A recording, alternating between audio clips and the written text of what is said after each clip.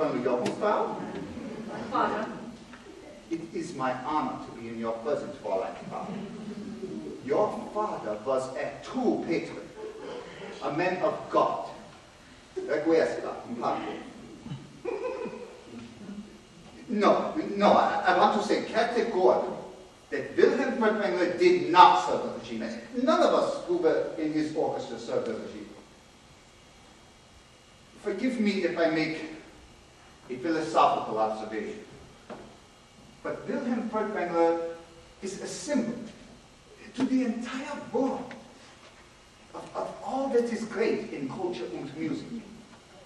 When the Nazis needed him, they needed him to make themselves respectable. You have a question for Helmut David. Yes. Mr. Rode, there's a photograph, isn't there, of Dr. Furtwängler shaking hands with Hitler?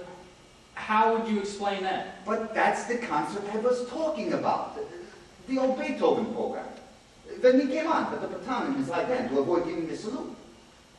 As I said, Hitler was sitting in the front row. And at the end of the concert, he suddenly stood up, went to the platform, and offered the maestro his hand. And the maestro took it. What else could he do? That's all there was to it. I was there, I witnessed it.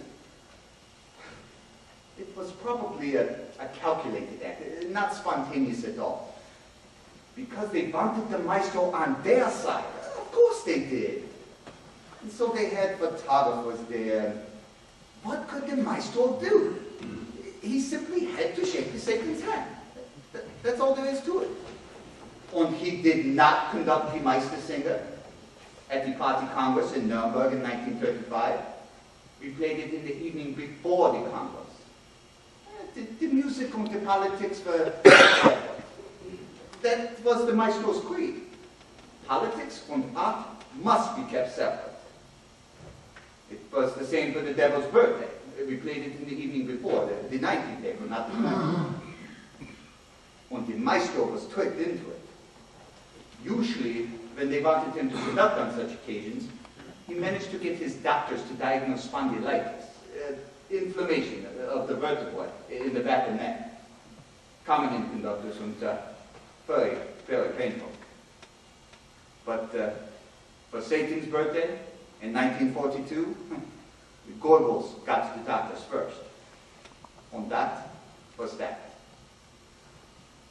And don't forget, please, the maestro had to flee to Switzerland only last year, just before the war ended.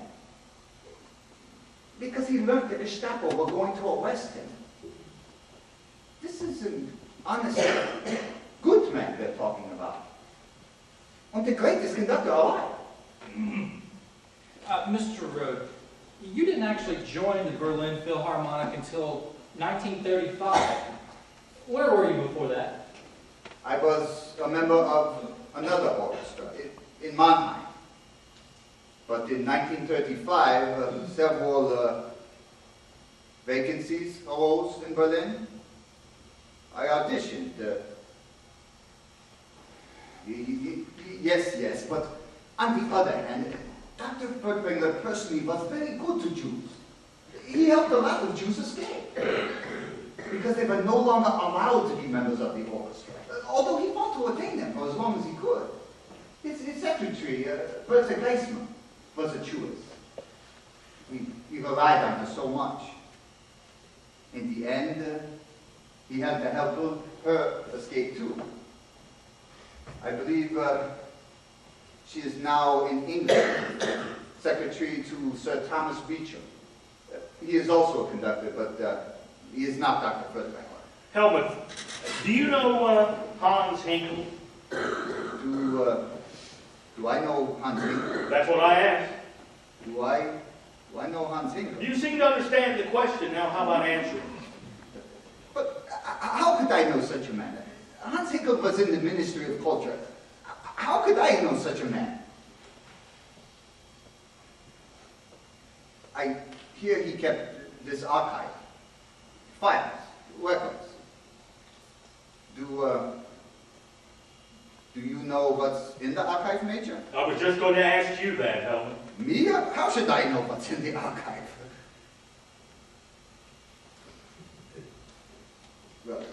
The only thing I've heard is that there are letters from people swearing loyalty to the regime. That's all I know. My personal second violinist opinion, for what it's worth, is that Hinkle was in fact a very low-level functionary. His archive won't have anything of interest. Okay, you can go now, Helmut. That's it? Get out, Helmut.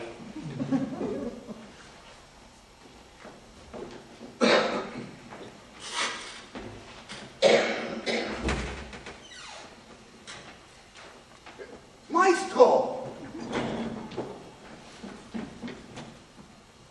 He's here, Major. Sit down, Emmy. We're going to keep him waiting, too. And now you know the baton story.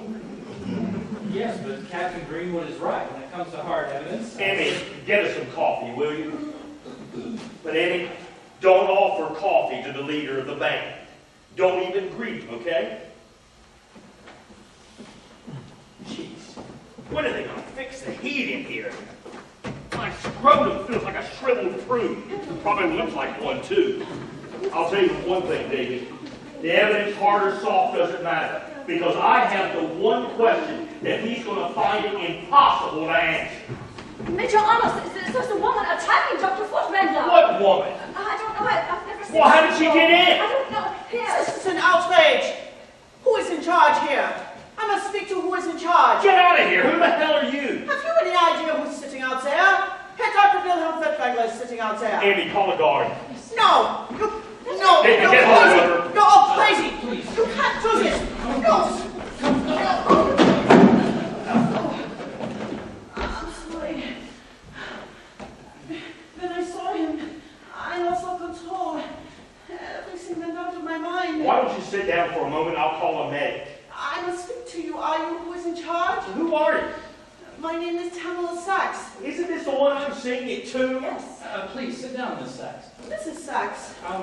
Emmy, get her a glass of water. I have something of importance to tell you about Herr Dr. Furtwängler. Okay, Emmy, get us all some coffee. Please, sit down.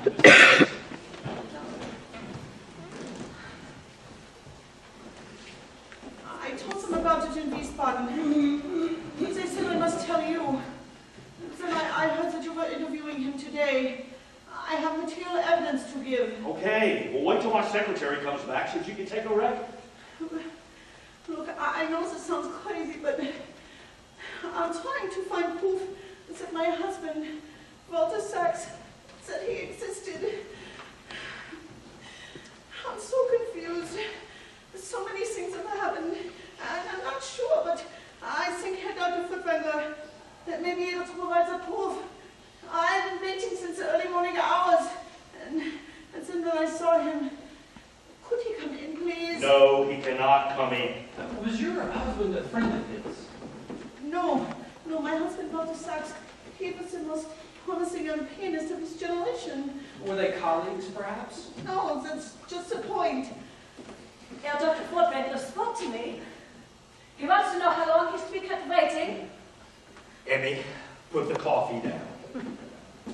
And then go back out there and tell him in these words, these exact words, you tell him that he'll wait until Major Arnold is ready to see him, or until hell freezes over, whichever takes longer. You got that, Emmy?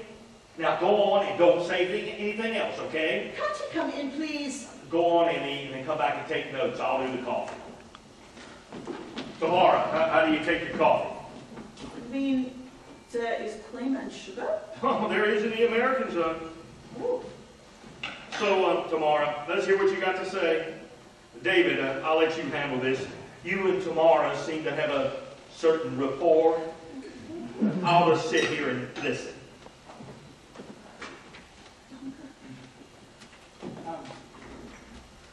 Mrs. Sachs, whatever you say here today will be treated as confidential. But I don't want it treated as confidential. I want the world to know. When I asked you if your husband and Dr. Furtwängler were colleagues, you said no, that's just the point. What did you mean exactly? Oh, I don't know what I wanted to say now.